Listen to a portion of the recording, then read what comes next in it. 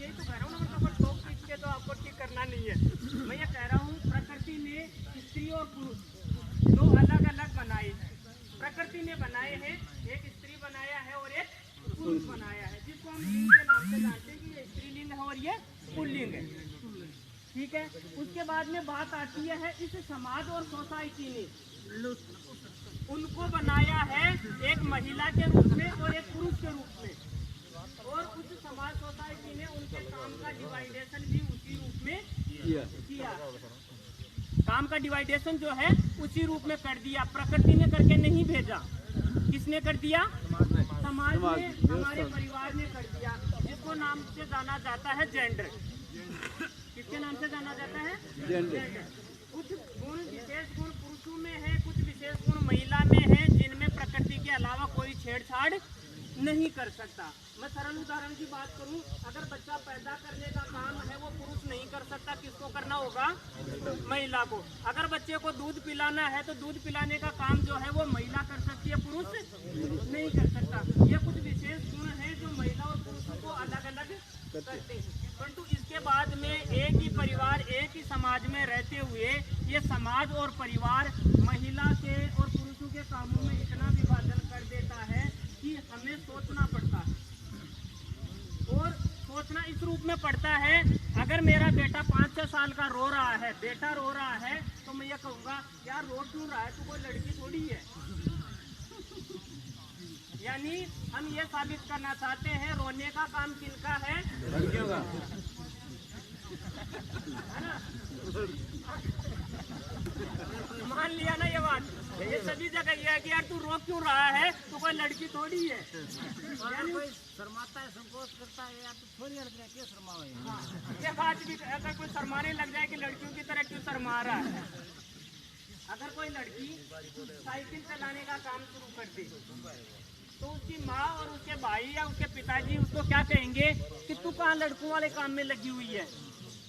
अगर कोई लड़की क्रिकेट खेलना लग जाए, मैंने यहाँ खेलते हुए नहीं देखा है, किसी लड़की को क्रिकेट खेलते हुए नहीं देखा है। अगर कोई लड़की क्रिकेट खेलने लग जाए तो हम ही उसको कहते हैं ये किसकी लड़की है, ये कहाँ से आ गई। मतलब लड़की क्रिकेट नहीं खेल सकती, ये बात किसने उसके दिमाग में बैठाई? हमने बैठा दी। दूसरा काम, अगर छोटे बच्चों के साथ ही देखें, जब वो खेल रहे होते हैं तो लड़कियों के खेल कुछ अलग होते हैं, लड़कों के खेल कुछ अलग होते हैं। ये हम सब अच्छे से जानते हैं। लड़कियों के खेल में चूल्हा होगा, कुकर होगा, गुड्डी होगी, उसकी शादी होगी, ये वाले सिस्टम चल रहे होंगे।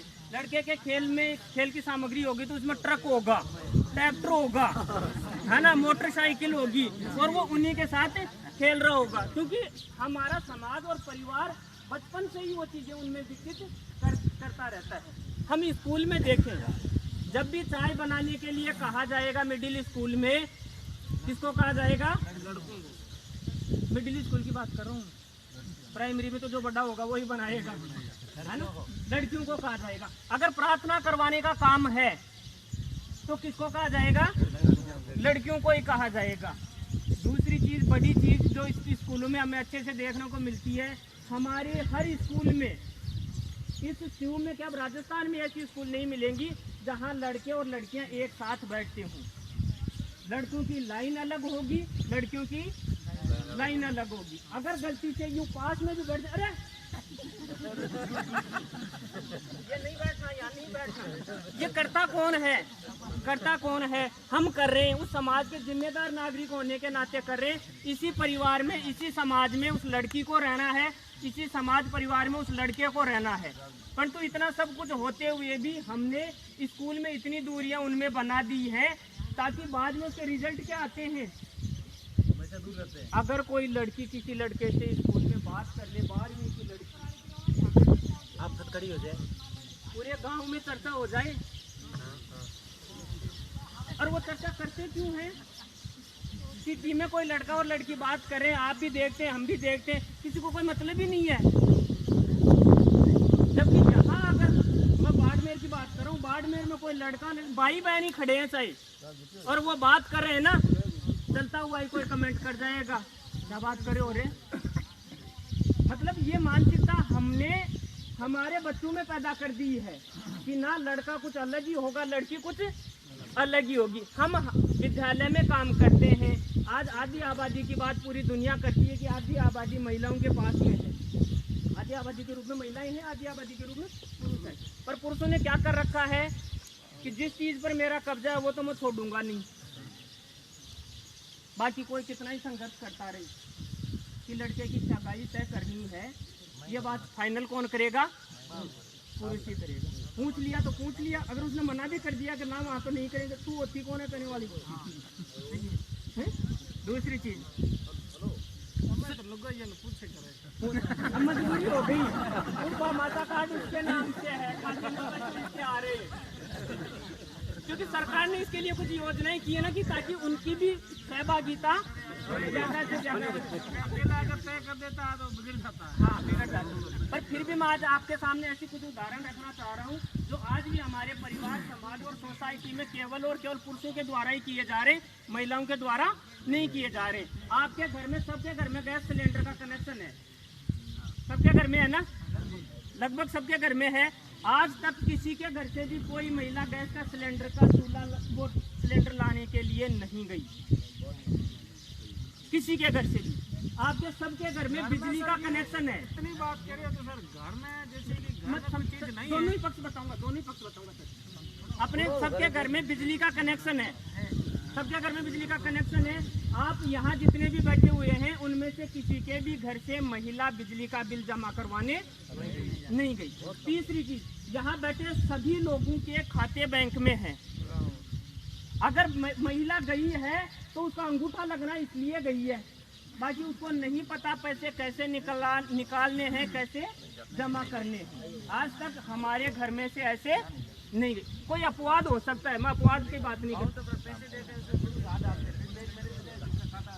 हाँ, बैंक वालों की भी यही बात है कि मैं ले लूँ नहीं, कि जिसका खाता है मेरे द्वारा उसी को दी जाए। तो ऐसे कुछ पक्ष ऐसे हैं जिनमें हमने उनको अवसर ही नहीं दिए। और दूसरे अवसर कैसे हैं, अगर घर पे लड़की है 8-10 साल की, उसका भाई भी है 8-10 साल का, रोटी बनाने की बात या चाय बनाने की बात होगी तो मैं लड़की को ही कहूँगा, लड़के को नहीं कहूँगा। हम ये अवसर किससे छीन रहे हैं? लड़के से। आज यहाँ जितने भी बैठे हुए हैं सबने बीएड की है, किसी के भी घर पे बीएड या एसटीसी कॉलेज नहीं रही है, वो बीएड या एसटीसी करने के लिए या कॉलेज करने के लिए घर से बाहर गए हैं। अगर उनको अपने घर पे खाना बनाने का अवसर दिया जाता या थोड़ा सा भी सिखा दिया जाता तो शुरुआत के 12 महीने में जो उनको संघर्ष करना पड़ रहा था वो नहीं करना पड़ता। हम सब ने वो संघर्ष किया है। अगर आप में से कोई भी ऐसा हो कि मेरे को तो जरूरत ही नहीं पड़ी, बनाई है हमने, सीखी है और उस उम्र में जाकर सीखी है। हाँ सर, कुछ बता दिया रोटी, जबकि आपको घर पे बनाने का कभी अवसर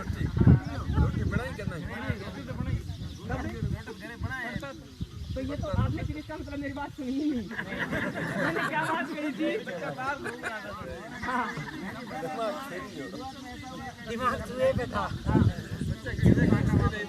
बाजरी का आटा लेके आए तो क्या बाजरी आटे की रोटी बनाने आती नहीं है। जैसे तवा कम गर्म था ना, हमने रोटी बना के डाल दी, ऐसे किलो भर आटा ही खराब कर दिया बड़ी ने। हाँ, तो ये मैं वही बात जो आप बता रहे हो वही बात बताई। मैंने हमने सबने किया है, कॉलेज की पढ़ाई की है, हमें हमारे घर वालों ने चूल्हे के पास जाने ही नहीं दिया। इसकी वजह से हमने सबने वो संघर्ष का काल देखा है या नहीं देखा। दूसरी चीज मैं आपको एक और बताता हूँ। दूसरी चीज, क्यों में भी मैंने बहुत सारे देखे, नसबंदी के ऑपरेशन होते हैं, नसबंदी के ऑपरेशन होते हैं हर जगह। बिहार में भी कैंप लगते हैं, शिव में भी कैंप लगते हैं। आप सोच कर देखो, नसबंदी के ऑपरेशन में आप में से कितने लोग अपनी पत्नियों के साथ हॉस्पिटल गए? एएनएम जाती है या पड़ोस की कोई महिला जाती है? क्यों, हम क्यों नहीं गए? नहीं, अंदर नहीं जाने की बात मैं कर रहा हूँ, हॉस्पिटल तक जाने की भी बात है, हॉस्पिटल तक जाने की भी बात है। बहुत कम लोग गए हैं, बाकी वो आशा सहयोगी या एएनएम जो है या पड़ोस की कोई जागरूक,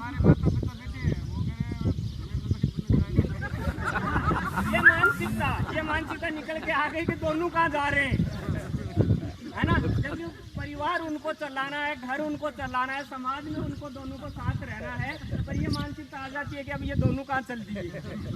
तो ये जो मेंटेलिटी है समाज में महिलाओं के प्रति या पुरुषों के प्रति, इन दोनों चीज़ों की मानसिकता जब तक हमारे दिमाग से निकलेगी नहीं, तब तक इस समाज का एक विकसित रूप, समृद्ध रूप कभी, अब हम यही देख लेते हैं, प्रशिक्षण के दौरान ही देख लेते हैं, एक तरफ झुंड बनाकर महिलाएं बैठ जाती हैं। इनको कहा जाता है क्या कि झुंड बनाकर बैठना है? ये काय में आ गया, हमारे खून में आ गया, डीएनए में आ गया कि ना जी बैठेंगे तो 2-3 साथ ही होकर बैठेंगी। और अगर किसी बैच में अकेली महिला है तो वो अंदर ना बैठकर बाहर ही बैठी रहेगी पूरे दिन, अंदर नहीं बैठेगी। क्यों, कोई खा जाएगा क्या उनको? कोई नहीं खाएगा ना। अगर वो बैठकर बातचीत करती हैं, ग्रुप में शामिल होती हैं, तो उनको भी कुछ सीखने समझने को मिलेगा, परंतु उनको ये लगेगा कि यहाँ तो कोई महिला ही नहीं है। अरे महिला होगी तो ही बैठेंगे क्या? तो ये दोनों पक्षों की बात है कि पुरुष को भी वो पक्ष देख रहे होंगे जहां वो महिलाओं के कामों में मदद कर सके।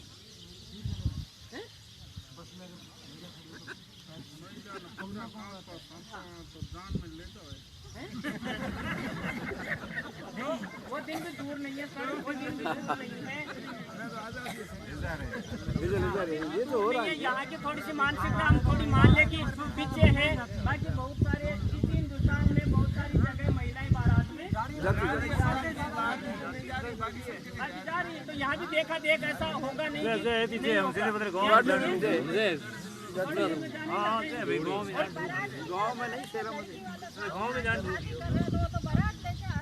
हाँ नहीं, कुछ थोड़ी सी की क्या मानसिकता है ना, क्षेत्र के हिसाब से होती है। अब यहाँ कई बार हम देखते हैं कि बस में पति पत्नी जा रहे हैं, हाँ, पति आगे बैठेगा, पत्नी पीछे किसी पराये पुरुष के पास में बैठी है। मतलब ये बात कोई मतलब मेरे तो दिमाग में मतलब सेट होती नहीं है। कई बार मैंने पूछा ये क्या है कि लाज है, तो दूसरे पुरुष के पास बैठी हो तब लाज नहीं आ रही। अरे वो तो आपको लाज तब नहीं आई जब आपने फेरे किए थे या आपके घर वालों ने आपकी शादी की थी, तब आपकी वो लाज कहाँ गई थी? भाई शादी की थी, घर वालों को पता है भाई शादी की थी, साथ साथ तो रहेंगे। तो उसमें ये क्या है कि पुरुष आगे बैठा है, महिला पीछे दूसरे के पास में बैठी है। आज तो फर्क पड़ा है, आज तो हाँ, फर्क पड़ा है। पड़ा करके भाषा में ये से घूम करके आते हैं। आक्षेप इस काम में मैं महावीर भाई से कहूँगा कि ये पूरा पक्ष एक तरफ न होकर के टाइम कम होने की वजह से महिलाओं के प्रति पुरुषों का भी जो संवेदनशीलता है उस विषय पर बात आगे बढ़ाते हुए इसको थोड़ा फिनिशिंग की ओर ले जाएं। हाँ, तो हमने महिलाओं की ये बात की कि हम उनको अवसर नहीं देते। एक दूसरा पक्ष मैंने एक और देखा, यही की मैं बात कर रहा हूँ, शिव के स्टैंड की बात कर लूँ या बिहार के स्टैंड की बात कर लूँ। महिलाएं ने गहने पहन रखे हैं 10 लाख रुपए के। कितने लाख रुपए के? 10 लाख रुपए के। स्टैंड पर जाएंगी, बेंच लगी हुई है, पुरुष बेंच के ऊपर बैठ जाएगा, पीछे कचरा पड़ा हुआ, महिला नीचे बैठेगी। 10 लाख का गहना पहन के भी स्टैंड पर भी वो कहाँ बैठेगी? नीचे। ये मैंने शिव में भी अच्छे से गौर किया है, ये बिहार में भी किया है और ये बाढ़ में भी गौर किया है। क्यों भाई, वो इंसान नहीं है, वो वहाँ बेंच पे या कुर्सी पर नहीं बैठ सकती, या उसको कोई उतार देता है वहाँ से कि ना जात बाहर हो जाएगी, धर्म के बाहर हो जाएगी। अगर ऐसा हो जाएगा बराबर बैठे है लाज। हाँ, बराबर बैठती नहीं है। तो ये जो बराबर नहीं बैठने देने वाली मानसिकता है, ये हमें कहीं ना कहीं कम करनी होगी। और दूसरी चीज मैं पुरुषों के संदर्भ में भी यही बात कर रहा हूँ कि अगर पुरुष घर में महिला बीमार है, घर में महिला बीमार है, उसको चाय बनाकर पिला देता है, कोई गुनाह हो जाएगा क्या? हैं? करते हैं? बहुत बढ़िया बात है। हाँ, अगर महिला बीमार है, अगर महिला बीमार है, घर में खाना बना दिया, नहीं, मैं आगे चल रहा हूँ। अगर बीमार है तो खाना बनाने की बात हो तो हम कितने लोग उसमें खाना बनाने में मदद करते हैं? कुछ लोग, हाँ, पड़ोस वाले आकर बना कर दे देगी, पर हम खाना नहीं बनाए। हाँ, सर बहुत बढ़िया बात है। नहीं महावीर जी, मतलब यहाँ बैठे सभी उससे मैं भी हूँ, आप भी हैं। पुरुष अगर बीमार हो गया, महिला सर दबा देगी, पैर भी दबा देगी। क्या ऐसा कोई पुरुष है जिसने उसकी पत्नी बीमार हुई और उसके पैर दबाए? नहीं है। मतलब एक आप बीमार हो गए, आपकी पत्नी आपकी पूरी सेवा करती है, आपका सर भी दबाती है, पैर भी दबाती है। अगर आपकी पत्नी बीमार हो जाए, क्या आप उसके पैर या सर दबा दोगे?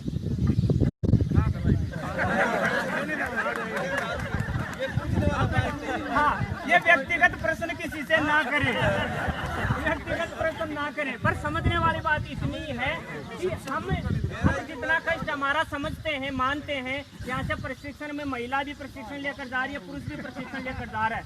50 किलोमीटर जा रहे हैं, जाते ही मैं चारपाई पर लेट जाऊंगा कूलर के सामने और उसको कहूंगा कि भाई जल्दी से खाना बना ले।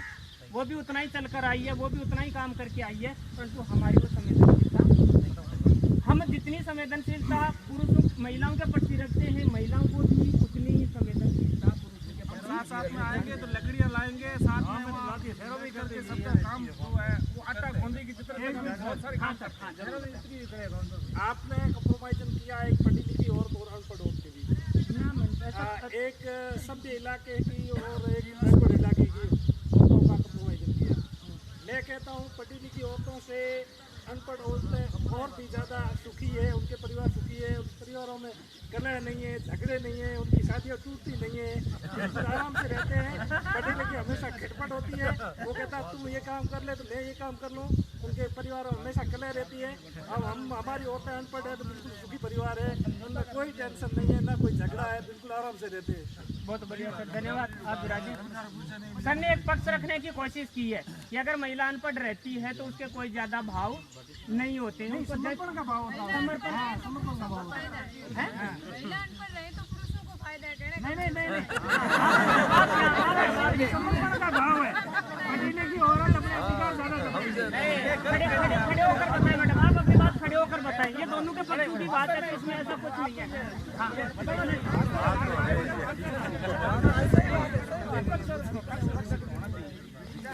बहुत ही शानदार चर्चा चलते हुए इस शिविर के अंदर, इस पर विचार कम से कम यूं आने दें, आपस में चर्चा न करें ताकि अपना समय। मैडम जी कुछ अपनी बात रख रही थी कि हाँ सुनाए, सबको सब बातों में लग गए थे, बताइए आप। नहीं सर, मैं कह रही हूँ सर, ये चाहते हैं महिला अगर अनपढ़ हो तो परिवार सही चलता है, कहने का उसे वतन का कितने इधारे कितना खर्च हो रहा परिवार सही चलता है। पर आप एक चीज सोचकर देखें, जैसा गुरुजी ने भी कहा, गुरुजी का विचार नहीं है, अपना सबका विचार हो सकता है, मेरा पर्सनल विचार भी हो सकता है ना। मैं ये कह रहा हूँ कि क्या हम केवल इसी सुख के लिए कि वो मेरे से सवाल ना करें, उनको पढ़ने लिखने की आज़ादी से वंचित रख लेने दिया जाए? नहीं। आज के टाइम की अगर बात करें, आर्थिक युग है, मैं 10,000 कमा के ला रहा हूँ, मेरी पत्नी 10,000 रुपये कमा के ला रही है, हमारे दोनों की इनकम 20,000 है। मैं मेरे बच्चे को सरस्वती विद्या मंदिर में भेज दूंगा, परंतु अगर मैं 10,000 कमा के ला रहा हूँ, उसको ऐसा ही रखा हुआ है, तो मैं सोचूंगा कि यार कोई बढ़िया चीज कमाई कर पैसा रुपये के गहने में लगाते हम। हाँ। हमारे एक पावले भी सोना नहीं, मेरी रुपये के तक सम्मान करते उनका, मतलब गहना देकर गहना देते। घर में क्या होते हैं हम कराएंगे गहना दे खड़े खड़े होकर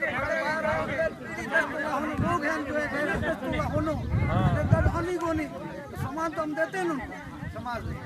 तो हाँ बैठे गुरुजी बैठे। देखो गुरुजी की बात को और क्लियर करता हूँ, हम उनको कपड़े अच्छे देंगे, हम उनको खाना अच्छे देंगे, हम उनको गहने अच्छे देंगे, हम उनको जो घर के बर्तन लाकर देने हैं वो सब अच्छे देंगे, परंतु उनको बराबर का सम्मान नहीं बराबर सम्मान तो देते हैं, सम्मान नहीं ज्यादा देते हैं।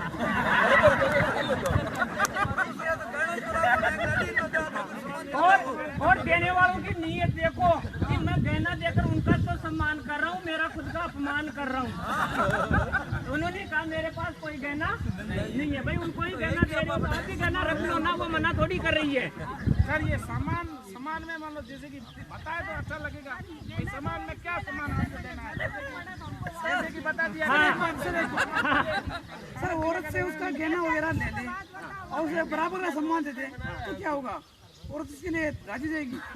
मैडम ने इसका जवाब दिया है, आपको गहना वो दे दो और अब आपको सम्मान। बिल्कुल, आप मैडम का कहना है कि 10 लाख का गहना मैं आपको पहनाऊंगी, कपड़े आप धोएंगे, बच्चे को आप धोएंगे, खाना आप बनाएंगे, आप मेरे कपड़े धोएंगे, मैं कमा कर लाऊंगी, आपको सम्मान दिया, गहने आपको दिया, घर का पूरा काम आप करेंगे। मैडम मैडम कुछ बताओ घर किसका है वो बताओ गुरु इसको संयुक्त चलता रहे। सर। ये हम ये कहते हैं कि घर किसका है, आप घर में 20 भाती कमाते हैं, घर किसका है बताओ? घर कोर्ट का है, लेडीज के नाम से थोड़ी घर कोर्ट का है। मैडम ने एक अच्छा प्रश्न किया कि मैडम ने कहा कि जब आप अपने बच्चे को स्कूल में एडमिशन कराते हैं तो पिता के नाम पर आप अपना नाम दर्ज कराते हैं, न कि अपनी पत्नी का नाम से, क्यों नहीं कराते हैं? यदि ऐसा हो तो क्या होगा, क्या नुकसान हो सकता है? एक एक 1 by 1। आप अपनी बात रखिए। उसने कहा था भाई हम औरतों को इतने गहने दे देते 10 लाख के गहने। अब आप ये बताओ कि औरत वो अपनी इच्छा से कभी भी वो किसी को गहने दे सकती है, बेच सकती है, ये उनको आजादी है। नहीं मेरी बात है, वो अपनी इच्छा अनुसार किसी बच्चे को नहीं दे सकती, वो अपनी इच्छा के अनुसार उनको भलाने के लिए रखने के लिए दी जाती है बैंकर के।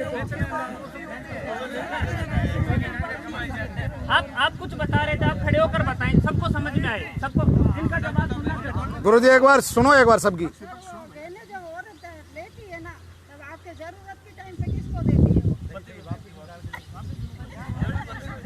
आपको जमीन खरीदनी हो तो वो किसको देती है? एक मिनट, घर में जरूरत एक बार औरत घर की लक्ष्मी होती है, और जब घर में आर्थिक स्थिति कमजोर हो जाती है तो औरत को भी ध्यान रखना पड़ता है कि हमारे परिवार का गुजारा कैसे चलेगा। इसलिए हो सकता है वो गहनों का कॉम्प्रोमाइजन कर दे या उस परिस्थिति में लगा दे, वो औरत पे निर्भर करता है। कितनी ताजुब की बात है, कितनी ताजुब की बात है कि एक तरफ वो पढ़ ले तो वो प्रश्न करेगी, वहाँ घर की लक्ष्मी को पढ़ाना नहीं चाह रहे हैं, वहाँ अगर आन खुद की बात आई तो बोलो उसको आगे कर देते हैं कि तू आगे चल। मदर पढ़ी लिखी हुई हाँ पढ़ी लिखी कहाँ थे स्कूलों में? हम तो 50 साल हमारे पंचायत में नहीं थी पटेदार।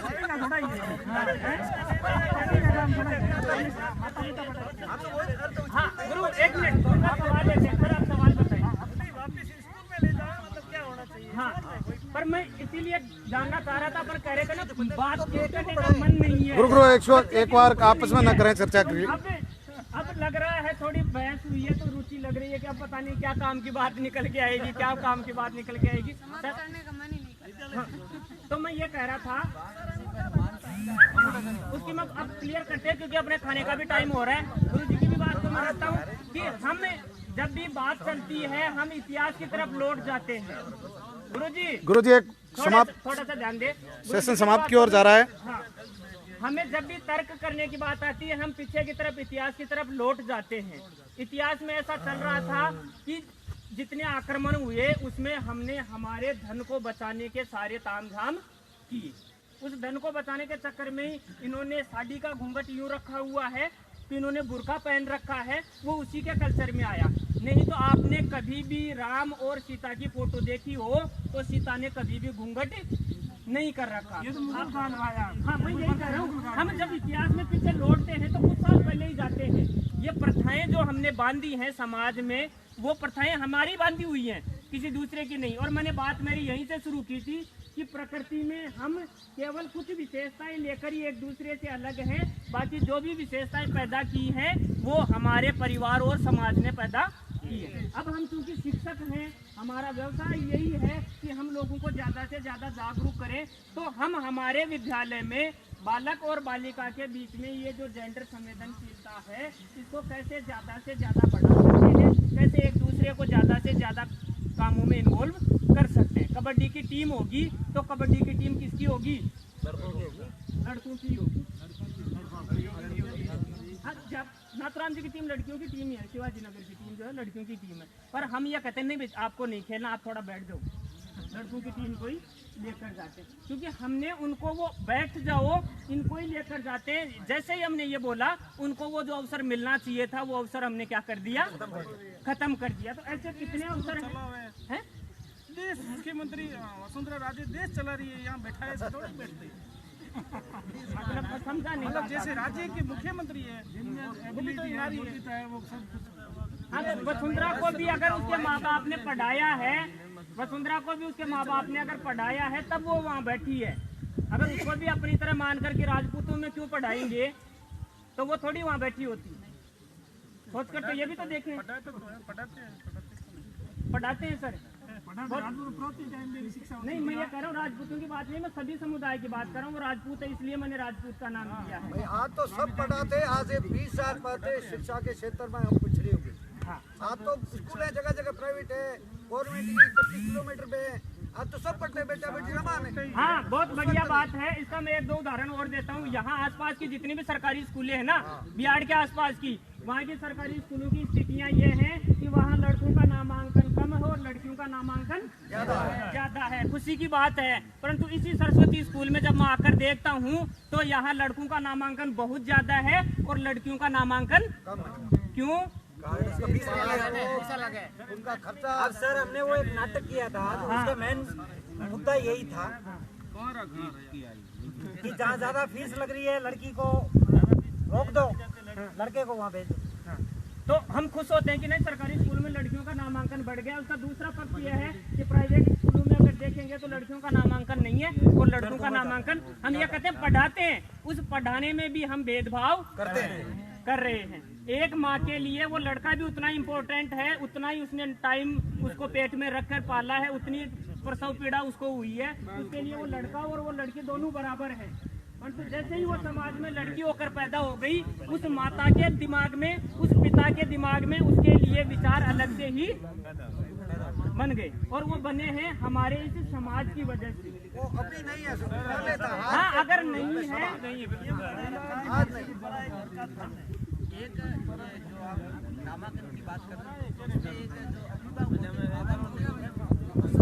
मन में भी असुरक्षा का माहौल। तो ये बहुत ही शानदार बात और चर्चा यहीं समाप्त करते हुए मैं इस काम को यहीं खत्म कर रहे हैं कि आज हमारी सार्थक चर्चा के बाद में हम इस सेशन को समाप्त कर रहे हैं कि महिला और पुरुष के बीच का जो विभेद है वो ना करते हुए स्कूली शिक्षा में हम दोनों को बराबर करें।